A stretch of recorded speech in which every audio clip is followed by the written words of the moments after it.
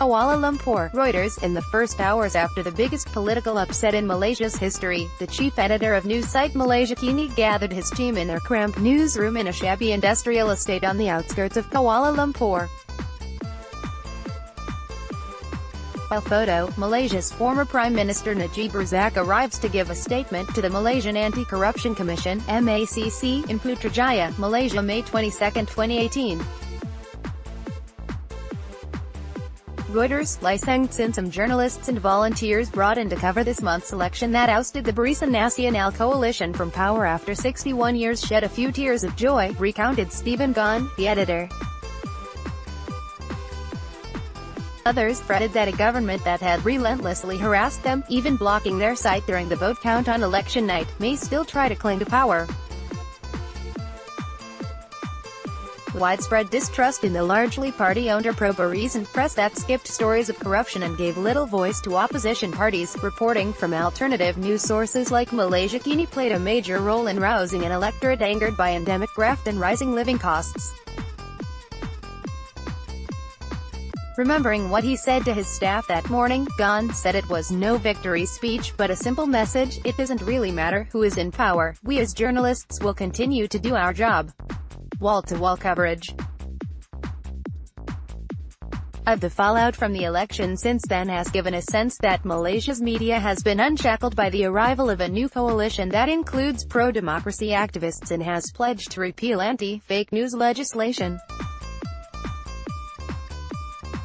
However, uncertainty remains as to whether the mainstream media, conditioned to be cautious because of the diverse religious and ethnic mix in the country, will keep its focus on politics when the election fever dies down. Or whether the new administration led by 92-year-old Mahathir Mohamad, who intimidated and muzzled the media when he was Prime Minister from 1981 to 2003, is really prepared to cede more power to the Fourth Estate. Mahathir is not known to be a Democrat, so there is some skepticism, said Gon. We are going through a period of euphoria and things are still in flux. It will take a few months before we know. See also, Najib's downfall, a bittersweet victory for Malaysia's stifled satirists. L3N1SS2E. Structural problems. At the heart of the issue is that a number of Malaysia's mainstream news outlets are either owned by parties from the former coalition government or linked to state entities. This allowed the political leadership to vet senior editorial appointments and influence coverage, stifling opposition voices during the campaign and sending readers elsewhere for the facts.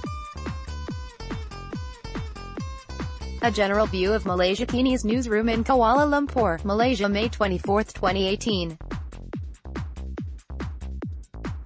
Reuters. John Jetty. In prison I had no access to newspapers, television, so in a way it was good. I kept my sanity by not reading local papers, Reform leader Anwar Ibrahim joked, as he addressed reporters last week after his release from prison, where he was jailed 3 years ago on charges of sodomy that he said were politically motivated. He and Mahathir came together in the alliance that won the May 9 election. In free-for-all that has followed, journalists at the likes of The Star, an English-language newspaper majority owned by one of the Barisan parties, have scrambled to catch up on big stories mostly ignored previously.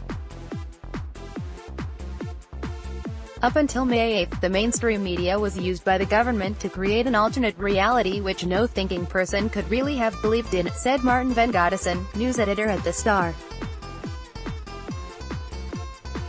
The paper this week published his interview with Claire Rucastle-Brown, whose groundbreaking reporting on a financial scandal at State Fund 1MDB was suppressed and led to her exile from Malaysia, on the front page.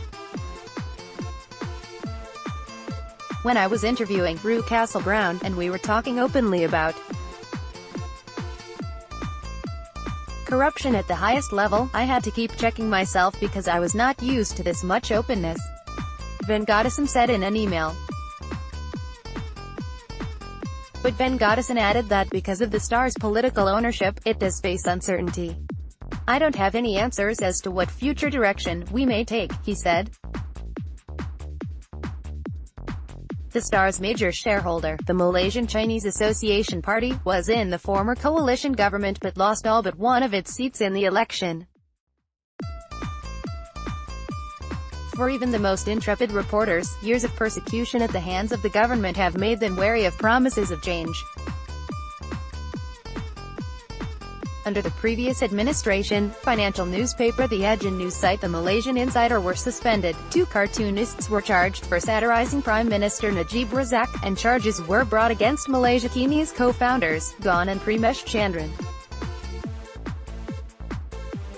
Life was set to get even tougher under fake news laws brought in last month, under which misleading reports can lead to prison terms of up to 6 years. Slideshow, 2 images. On the campaign trail, Mahathir's political alliance promised to repeal the fake news law, but since the election the new premier has equivocated.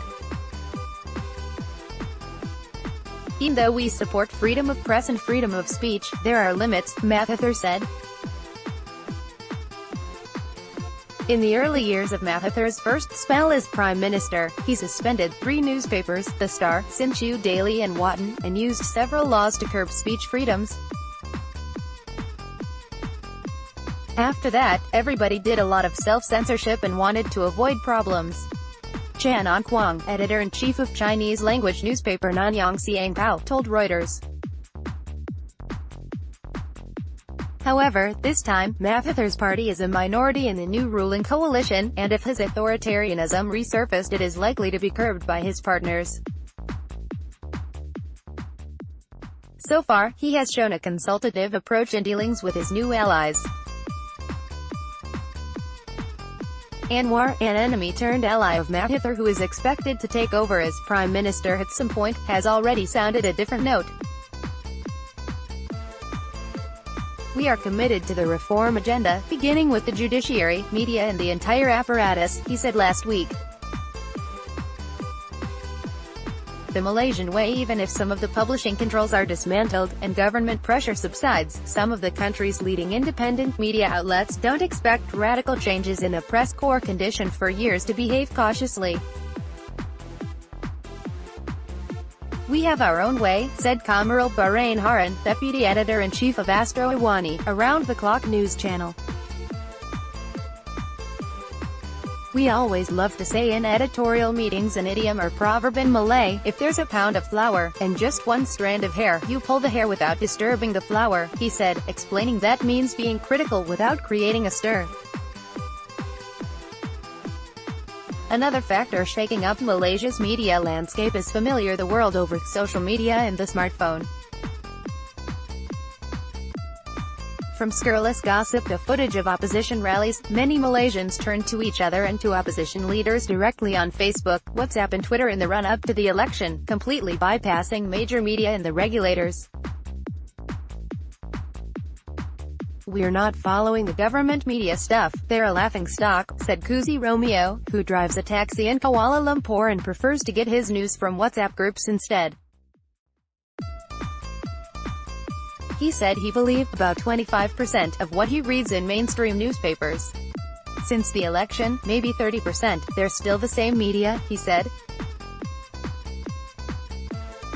Corrects paragraph 20 to show party won 1 seat in election, not 0. Additional reporting by Tom Allard, editing by John Chalmers and Raju Gopalakrishnan or Standards. The Thomson Reuters Trust Principles.